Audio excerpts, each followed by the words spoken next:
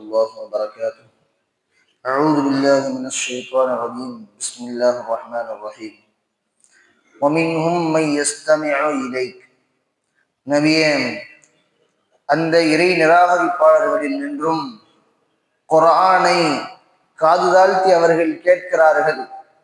வேண்டா வெறுப்பாக அந்த குர்ஆனை அவர்கள் கேட்கிறார்கள் என்பதாக அல்லாஹ் சொல்றான்.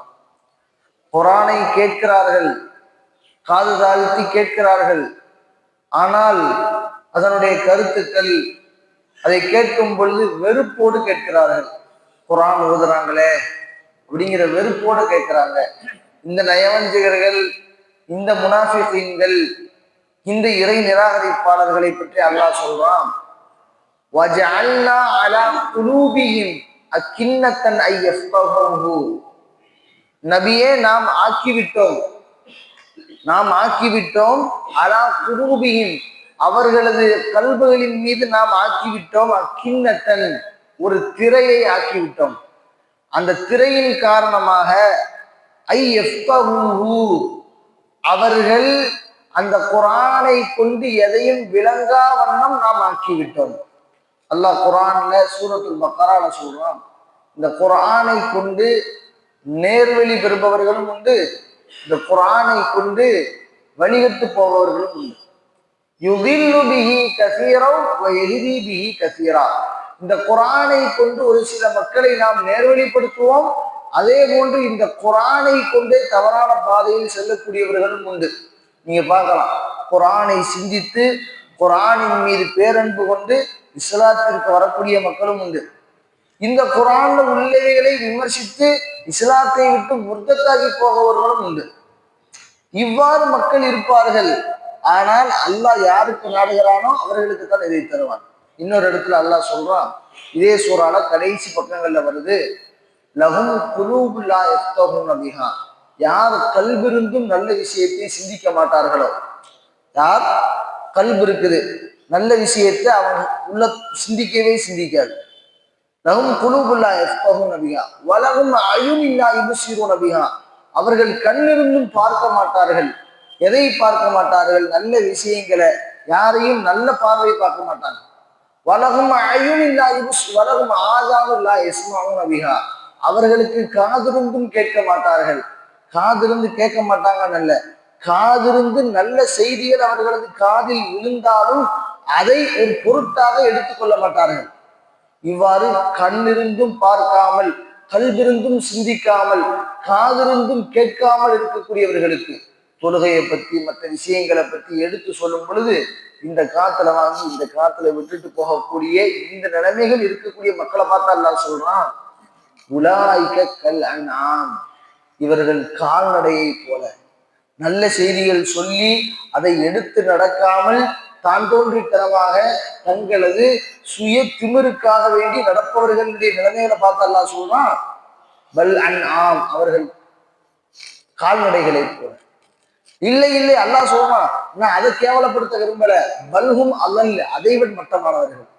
நம்ம சொல்லுவோம்ல, எப்படி நடக்கிற அப்படின்னு ஒரு கால்நடையை சொல்லி ஏதாவது சொல்றோம்னு வைங்களேன், அல்லாஹ் குர்ஆன்ல அதே வார்த்தையை கல் அன்ஆமி, கால்நடையை போல, ஆடு மாடு மிருகங்களை போல சொல்லிட்டு அல்லாஹ் சொல்றான், இல்லை நான் அதை கேவலப்படுத்த விரும்பல, பல்ஹும் அல்லல், அதை விட மோசமானவர்கள். ஏன்னா உங்களுக்கு பகுத்தறிவை கொடுத்து உங்களை சிந்திக்கக்கூடிய ஆற்றலை கொடுத்து இருக்கக்கூடிய நான், ஆனால் நீங்கள் இந்த குர்ஆனை கேட்டும் அந்த குர்ஆனினுடைய இனிமை புரியாதவர்களாக இருக்கிறீர்களே. அல்லாஹ் சொல்றான், உண்மையான தக்வாவினுடைய அந்த உள்ளம் இருக்குதே, அது குர்ஆன் ஓதுறதை கேட்டா உள்ளம் நடுங்குது. உண்மையான இதை அடியார்னு நம்ம எப்படி நம்மளுக்கு தெரிஞ்சுக்கிறது?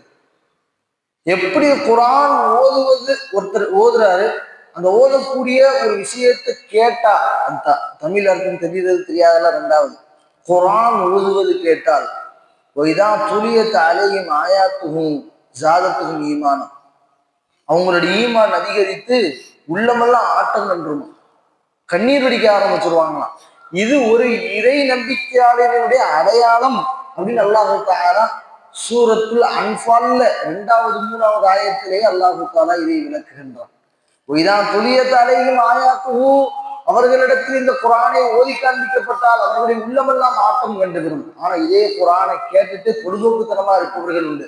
குரானை மந்திர சொல் போல, குரானை மற்ற மார்க்கங்களில் உள்ள மந்திர சொல் போல கடைகள்ல உட்கார்ந்து ஓதுவாங்க. நீங்க பார்த்துருக்கலாம், கடைகள்ல கூப்பிட்டு நீ இந்த மாதிரி யாசின் ஓதுங்க, துவா செய்யுங்க. கடையில அந்த பக்கம் யாசின் நடக்கும், இந்த பக்கம் பேச்சு நடக்கும். குரானுக்கான மதிப்பு மரியாதை அவ்வளவுதானா? குரான்ல அல்லாஹ் சொல்றான், வைதா குர்ஆன் குர்ஆனு ஃபஸ்தமியூ லஹு வ அன்சிது லஅல்லக்கும் துர்ஹமூன். நீங்கள் குரான் ஓதுவதை கேட்டால் நீங்கள் காது தாழ்த்தி கேளுங்கள். காது தாழ்த்தி கேட்டீங்கன்னு வைங்க, அன்சிது லஅல்லக்கும் துர்ஹமூன், உங்களுக்கு என் புறத்திலிருந்து ரஹ்மத்து கிடைக்கும். ஒண்ணு நீங்க குரான் ஓதுங்க, இல்ல குரானை பாருங்க, இல்ல குரான் ஓதுறத காது தாழ்த்தி கேளுங்க. இந்த மூன்றுக்குமே குறைவில்லாத நன்மைகளை இறைவன் தருகிறான். இந்த மூணுலையுமே இவர் குரான் ஓதினாரு அதனால இவருக்கு நிறைய நன்மை, இவர் குரானை கேட்கத்தானே செஞ்சாரு, அப்படி அல்ல. அல்லாஹ் அனைவருக்கும் நிரப்பமான நன்மையை தருகிறான். குரானை காது தாழ்த்தி கேட்கணும். நம்ம ஏற்கனவே சொல்லியிருப்போம், அபூஜஹல் கூட அவனுக்கு நபியை பிடிக்கவே பிடிக்காது. ஆனா இரவு நேரங்களில் நபி குரான் ஓதும் போது அதை காது தாழ்த்தி நின்று கேட்பான். நபி ஸல்லல்லாஹு அலைஹி வஸல்லத்தினுடைய வீடும் அபூஜஹலுடைய வீடும் எதிர்த்தாப்புல அண்டை வீடு. இரவுல எல்லாரும் தூங்குனதுக்கு அப்புறம் நபி ஸல்லல்லாஹு அலைஹி வஸல்லம் குரான் ஓதும்போது அதை அப்படியே ஒட்டு கேட்பான். அப்படியே கேட்டுக்கிட்டு இருப்பான், யாரும் பார்த்துருவாங்களோ. ஆனா காலையில நபியை திட்டுவான். அதான் அல்லாஹ் சொல்றான், அவர்கள் குரானை கேட்கிறாங்க, ஆனா அதனுடைய கருத்துக்கள் எதுவும் உள்ளே செல்லாத வண்ணம் அல்லாஹ் தஆலா திரையிட்டு விட்டான். வஃபி ஆதானியின் வக்ரா, அவர்களுடைய காதுகளில் கேட்கா வண்ணம் திரையை ஏற்படுத்தி விட்டோம். வையரவ் குல்ல ஆயத்தின், அவர்கள் எந்த இறை அத்தாட்சியை பார்த்தாலும் அதை பார்த்து விட்டாலும் லா யுமினு பிஹா, அதனை கொண்டு ஈமான் கொள்ள மாட்டாங்க. நபி என்ன அற்புதங்கள் செய்தாலும் சரி அதை கொண்டு அவர்கள் ஈமான் கொள்ள மாட்டாங்க. ஹத்தா இதா ஜாவுக, நபியை அவர்கள் உங்களிடத்தில் வந்தால் யுஜாதிலூனக, தர்க்கம் செய்வார்கள். எப்படி தர்க்கம் செய்வாங்க? குர்ஆனில் உள்ள விஷயங்களை பத்தி தர்க்கம் செஞ்சுட்டு யகூலுல்லதீன, எல்லாத்தையும் பேசிட்டு யகூல் கடைசியா சொல்லுவாங்க, யகூலுல்லதீன கஃபரு, அந்த இறை நிராகரிப்பாளர்கள் சொல்வார்கள், இன் ஹாதா இல்ல அசாத்தீருல் அவ்வலீன், இது முன்னோர்களின் கட்டுக்கதைகள் என்று சொல்வார்கள். இது முன்னோர்களின் கட்டுக்கதைகள்னு குர்ஆனை திட்டிட்டு போயிடுவாங்க. இப்ப இந்த குர்ஆனை கொண்டு நேர்வழி பெற்ற ஒருத்தரையும் பார்ப்போம், இந்த குர்ஆனை கொண்டு வழிகட்டு போனவரையும் பார்ப்போம். குர்ஆன் வழி எடுக்குமானா வழி எடுக்காது, அதனுடைய கருத்துக்கள் உள்ளே போகாதவனும் அல்லாஹ் திரை வச்சுட்டான்னு அர்த்தம். என்ன விளங்கிடக்கூடாது அந்த ஆயத்துக்கு? அல்லாஹ் இந்த குர்ஆனை கொண்டு நேர்வழிப்படுத்துவான், குர்ஆனை கொண்டு வழிகெடுக்கவும் செய்வான்னா என்ன அர்த்தம்னா, குர்ஆனினுடைய உண்மைத்தன்மை விளங்காம அல்லாஹ் தஆலா திரை வச்சிருவான். அல்லாஹ் குர்ஆன்ல சூரத்துல் பக்ரால சொல்றான், சும்மும் புக்குமுன் உம்யுன் ஃபஹும் லா யர்ஜிஊன், அவர்கள் குருடர்களாக, அவர்கள் செவிடர்களாக, ஊமைகளாக ஆக்கப்பட்டு விட்டார்கள். அவங்க பேசுவாங்க, அவங்களுக்கு காதெல்லாம் கேட்கும், எல்லாம் கேட்கும், நல்ல செய்திகளை பேச மாட்டார்கள், நல்ல செய்திகளை கேட்க மாட்டார்கள், நல்ல விஷயங்களை பார்க்க மாட்டார்கள். இதனாலதான் அவங்க செவிடர்கள் குருடர்கள் அல்லாஹ் சொல்லுவான். இப்போ குர்ஆனை கொண்டு நேர்வழி பெற்றவங்க யாரு? உமர் ரலியல்லாஹு தஆலா. உமர் ரலியல்லாஹு தஆலா நபியை வெட்டணும்னு வந்தாங்க. நபியை வெட்டிட்டு 100 செவ்வொட்டகங்கள் பரிசா வாங்கணும்ட்டு வாழை உருவிக்கிட்டு ரோட்ல நடந்து வந்தவங்க. இந்த மக்கமா நகர்லயே நபியை வெட்டுறதுக்கு நான் தான் தகுதின்ட்டு அந்த கர்ஜித்துக்கிட்டு வந்தாங்க ரோட்ல. அல்லாஹ் தஆலா அவங்கள திருப்பணும்னு நினைச்சான், இஸ்லாத்துக்கு கொண்டு வரணும்னு நினைச்சான். அல்லாஹ் என்ன செஞ்சான்? பெரிய பெரிய பிரம்மாண்டத்தை நடத்தல. சகோதரியினுடைய வீட்டுக்கு போங்க, அங்க குர்ஆன் ஓதப்பட்டு கொண்டிருக்கிறது, வீட்டுக்கு வந்தாங்க, சகோதரியை அடிச்சாங்க, அது கொண்டு மைத்துனரை அடிச்சாங்க. அடிச்சுட்டு அவங்களுக்கு உள்ளத்துல தோணுச்சு, குர்ஆனினுடைய அந்த கேட்ட இந்த தாஹா சூராவினுடைய அந்த ஒரு இனிமை அவங்களுடைய உள்ளத்துல ஏற்பட்டுச்சு. அந்த ஈமானுடைய உணர்வு துளிர் விட விதை போட ஆரம்பிச்ச உடனே, நீ என்ன ஓதிக்கிட்டு இருந்த, அதை எனக்கு காட்டு, நான் தர முடியாது, நீங்க சுத்தமானதான் தருவேன். சுத்தமானதுக்கு அப்புறம் தந்தாங்க. சூரத்து தாஹாவை ஓதுனாங்க, கண்ணீர் வடிச்சாங்க. நபியினுடைய அந்த தர்பாருக்கு போனாங்க. போகும்போது இந்த வாளோடய போனாங்க, வாழை கீழே வைக்கல. உமர் ரலியல்லாஹு இஸ்லாத்தை ஏற்றுக்கொண்ட விதம் எப்படின்னா, ரசூலாவை வெட்டுறதுக்கு வாழை தூக்கிட்டு வந்தவங்க தொழுது அந்த குர்ஆனை ஓதிட்டு தாஹா சூரா அதே வாளோட போனாங்க. சஹாபாக்கள்லாம் நபியினுடைய அந்த கதவை, அர்கம் ரலியல்லாஹுடைய மாளிகையில் இருக்கிறாங்க. அர்கம் ரலியல்லாஹுடைய மாளிகை பிரம்மாண்டமானது. அதாவது இஸ்லாத்தினுடைய பெரிய பணக்காரர்கள் ஆரம்ப காலத்துல அந்த சஹாபி ஒருத்தங்க. சஃபா மருவா மத்தியில் அந்த சஃபாவினுடைய அந்த மலை குன்றுக்கு பக்கத்துல அவங்களுடைய அந்த மாளிகை இருக்கும். அந்த மாளிகையை நபிக்கு அடைக்கலம் கொடுத்து பாதுகாப்பு கொடுத்து வச்சிருக்கிறாங்க.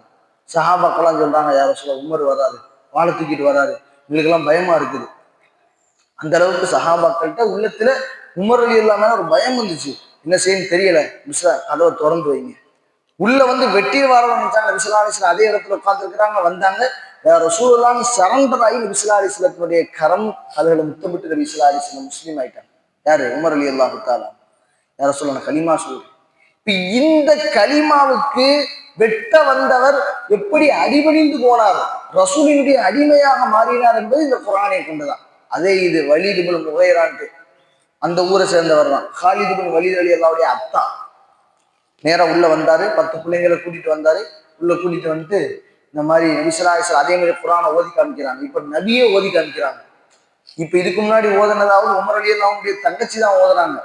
இங்க ஓதுறது யாருன்னா ரசூலுல்லாஹ்வே ஓதி காமிக்கிறாங்க. யா முஹம்மது, என்னமோ குர்ஆன்ங்கிறியா, அல்லாஹ் மட்டும்தாங்கிறியா, ரசூலுங்கிறியா, அது எனக்கு ஓதி காட்டுனாங்க.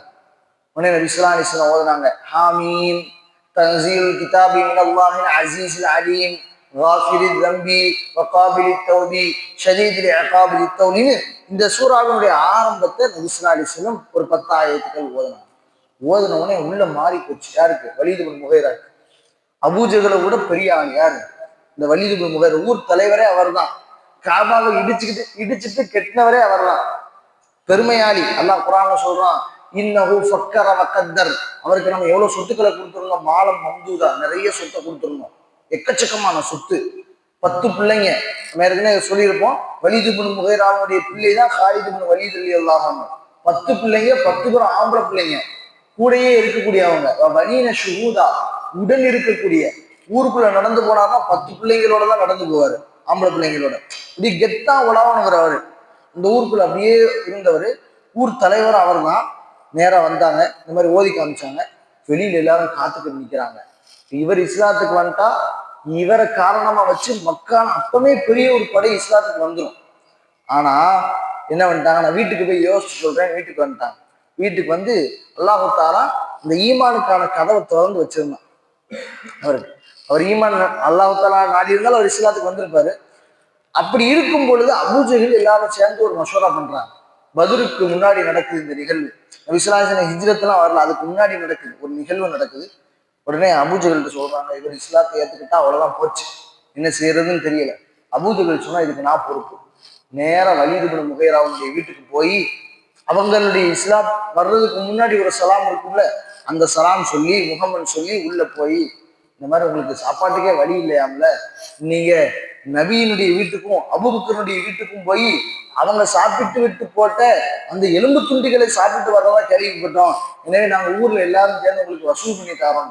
யாருக்கு? அல்லாஹ் சொல்றான், அவருக்கு எக்கச்சக்கமான சொத்து கொடுத்துருக்கிறோங்கிறான் அல்லாஹ். யாருக்கு? வலீத் இப்னு முகைராக்கு எக்கச்சக்கமான சொத்து, 10 பிள்ளைங்க, ஊர்லயே பெரிய குடும்பம், அவர் தான் ஊர் தலைவர். ஊர் தலைவர்கிட்ட போய் உங்களுக்கு சாப்பிட்றதுக்கே வழி இல்லையா, உங்களுக்கு வந்து நாங்க வசூல் பண்ணி தரட்டுமானா எப்படி இருக்கும்? யாரா சொன்னா? யார் சொன்னா இந்த விஷயத்தை? யார் இல்ல, இப்படி ஊர்ல பேசிக்கிறாங்க, நீங்க அடிக்கடி முகமதுடைய வீட்டுக்கு போயிட்டு வரீங்க அப்படின்னோடனே நபியின் மீது கொண்ட ஈமான் நபி மேல வெறுப்பா மாறிடுச்சு. இப்ப நான் இங்க சொல்ல வரக்கூடிய கருத்து வேற. குர்ஆனை கொண்டு விரோதிகள்ல ஒருத்தவங்களை அல்லாஹ் தஆலா இஸ்லாத்துக்கு கொண்டு வந்தான். யார? உமர் ரலியல்லாஹு. அதே குர்ஆனை கொண்டு அதுக்கப்புறம் ஊர்ல எல்லாரும் சபையெல்லாம் கூட்டிடுச்சு, என்ன சொல்ல போறாரு அல்லாஹ் அந்த குர்ஆன் ஆயத்துல சொல்றான், இன்னஹு ஃபக்கர வகத்தர். அப்படியே அங்கே இங்கே நடந்தாரு, சிந்திச்சாரு. நடந்துட்டு கடைசியா சொன்னாரு, இன் ஹாதா இல்லா சிஹ்ருன் முபீன். இந்த குர்ஆன் ஒரு சூனியம்ன்றார். ஈமானினுடைய அந்த துளிர் உண்டாகி நபியின் மீது கொண்ட காழ்ப்புணர்ச்சி, ஒரு பெருமை, அகங்காரம் உள்ளத்துல அந்த ஈமான் போக விடாம அல்லாஹ் திற வச்சுட்டான். அல்லாஹு தஆலா நாடினால்தான் அவருக்கு ஹிதாயத்து கிடைக்கும். ஏன்னா நபி ஸல்லல்லாஹு அலைஹி வஸல்லம் துஆ செஞ்சிருந்தாங்க, யா அல்லாஹ் 2 உமரில் ஒரு உமரை எனக்கு கொடுனாங்க. 2 உமர்னா யாரு? அபூஜஹலினுடைய இன்னொரு பேரு, அபூஜஹலினுடைய உண்மையான பேரு உமர் தான். அபூஜஹலினுடைய உண்மையான பேரு உமர். இந்த உமர் ரலியல்லாஹுடைய பேரு உமர். அபூஜஹலினுடைய பட்ட பேரு இஸ்லாத்துக்கு முன்னாடி அபுல் ஹிகம், ஞானத்தின் தந்தை. அவன் எப்ப இஸ்லாத்தை எதிர்க்க ஆரம்பிச்சானோ அப்ப அவனுக்கு பேர் அபூ ஜஹில், மடமைத்தனத்தின் தந்தையாக மாறியது. எனவே இஸ்லாமின் துவா செஞ்சாங்க, அல்லாஹ் ஹிதாயத்தை கொடுத்தான். அப்ப ஹிதாயத் என்பது இறைவனுடைய புறத்தில் இருக்கிறது.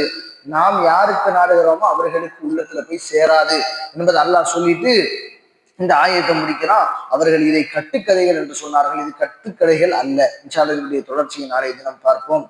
இந்த ஆயத்துகளில் இருந்து என்ன படிப்பினை தரக்கூடிய விடயங்களை கேட்டிருக்கிறோமோ அதை வாழ்க்கையில் எடுத்து நடக்கக்கூடிய நல்ல தௌஃபீகை அல்லாஹ் நம்ம எல்லோருக்கும் தந்தல் புரிவானா.